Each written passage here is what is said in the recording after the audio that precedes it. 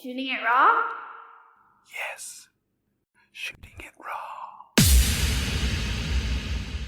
Let's move on to the next photo. Now, this photograph is very powerful. It's photographed by our good friend Alex Hofford, an amazing conservationist, amazing person, such a good human being, really dedicated, incredible photojournalist, really. And so the photograph here, okay, so at the top of the image, you've got just this hints of little islands. It's in Hong Kong. The bottom 3/4 is rooftops in Hong Kong, probably in Kennedy Town. Kennedy Town, there we go.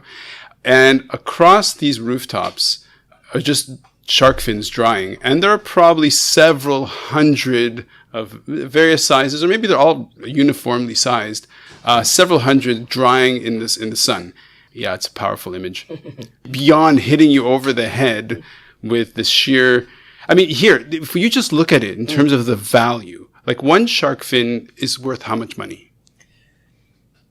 So one shark fin, you can't determine how much it is unless you weigh it. Right. Because shark fin is sold by kilos. Sure. Or caddy in Hong Kong. Right. But basically it works out, it can average anywhere from $20, right? Maybe 20 US, right? 150 Hong Kong. The most expensive per kilo I have found is 2,000 US. I had a field trip I did with some students one time, and I said, okay, find the most expensive. And I couldn't believe it because I hadn't even seen that expensive before. Sure. So on that roof, though, we're looking at several $1,000s of hundreds of thousands, I would say. Of stock. US. So, and that's the driver. Right, the driver is sheer greed. Is sheer, absolutely. So what would you like to add about this very powerful image? I particularly like this photo because it really sums up how the business it booms in Hong Kong and how people don't realize it because it's above their head, literally. And what we're trying to do at the Shark Foundation is education, right? We're trying to educate people. I'm a farmer. Okay. I plant seeds every day. So right now, your listeners who would be interested in trying to understand better the problem, right? Taking a critical analysis standpoint, what is the problem and how are we contributing to that and how can we change? What's the solution? This picture to me, when I show this to every one of my students, we have an education program called the Shark Ambassadors. And that Shark Ambassador program, we reached out to 10,800 kids in 2019. Oh, great. So, which was a 350% increase from 2016 when I started this. And so every time I show this to them, and I said, look at this picture. This picture is in Hong Kong. This is on the rooftop. So when you're walking around, and you're a bit oblivious to the wildlife crime that's going on right literally above your head, you may see it dried. Because this picture actually shows you the shark fins with the skin still on. Exactly. That's why they're gray. Right. And that's why when they get to now here, that means people will skin them and then bleach them a bit and then dry them. And so what you see in the market at ground zero is the finished product. Right. So these fins come to Hong Kong usually in a refrigerated container. Or if they're dried enough, they'll put them into a container and bring them. And we did have a huge shipment seizure, which is just the tip of the iceberg, really. It's just what they caught. Correct. So literally, if you think of an iceberg and what's at the top, they caught it. And this was back in 2019. In this year of 2020.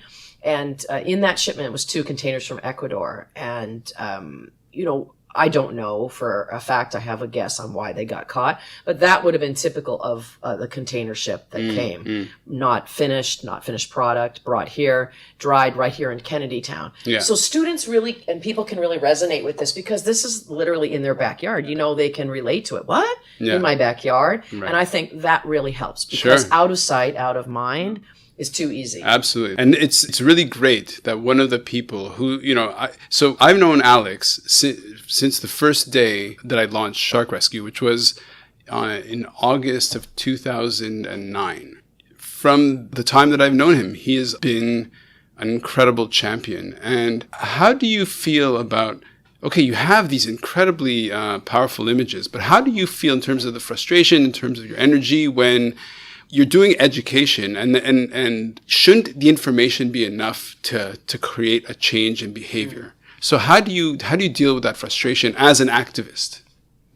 Well, that's another great question, because what you're talking about is, you're looking for a catalyst that you can help people make a cause and effect connection so that they'll stop. That's a cognitive behavior change, right? Right. So that people will stop doing something.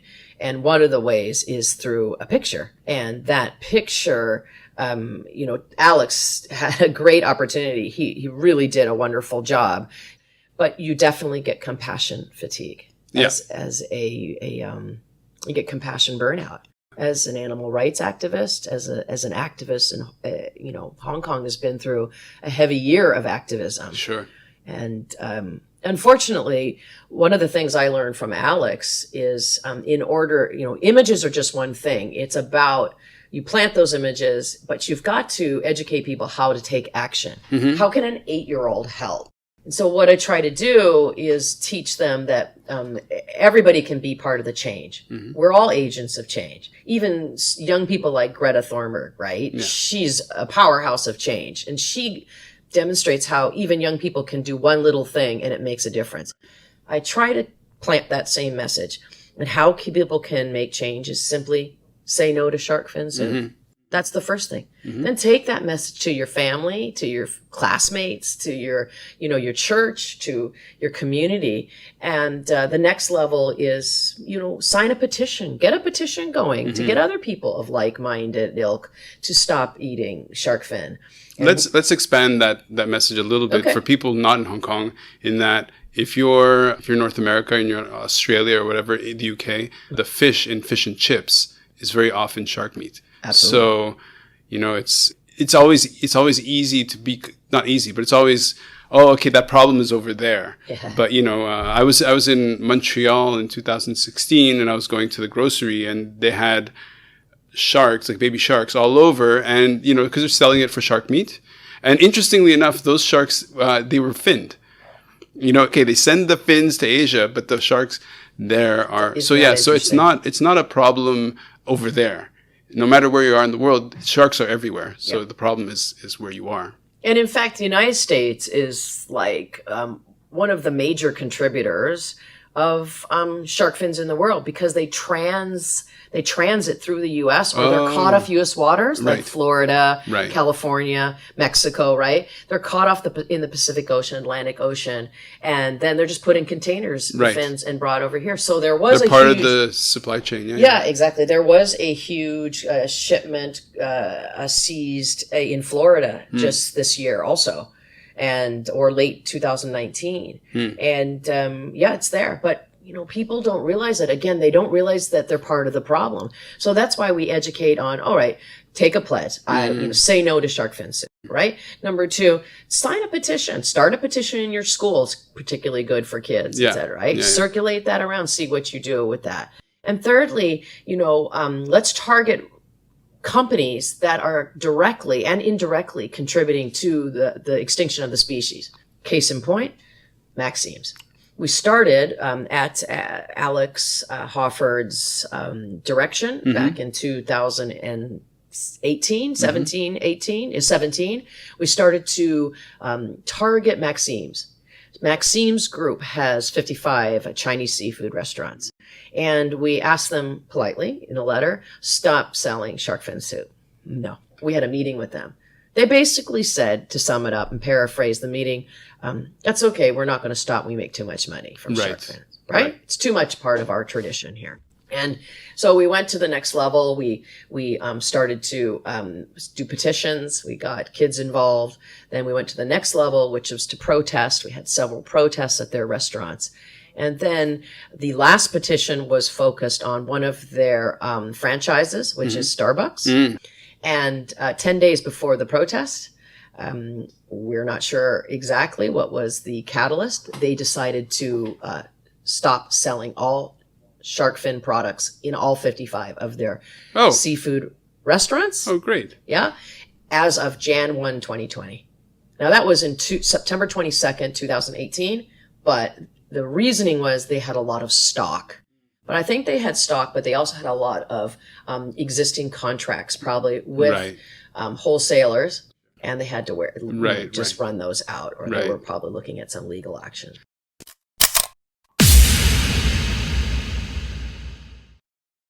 So is life really a gift? Really? Can you make every second count? That's the whole point of the podcast. So if you like what you've seen and you're inspired, because that really is my mission, then please give it a like, subscribe, and share. Shooting it raw? Yes, shooting it raw.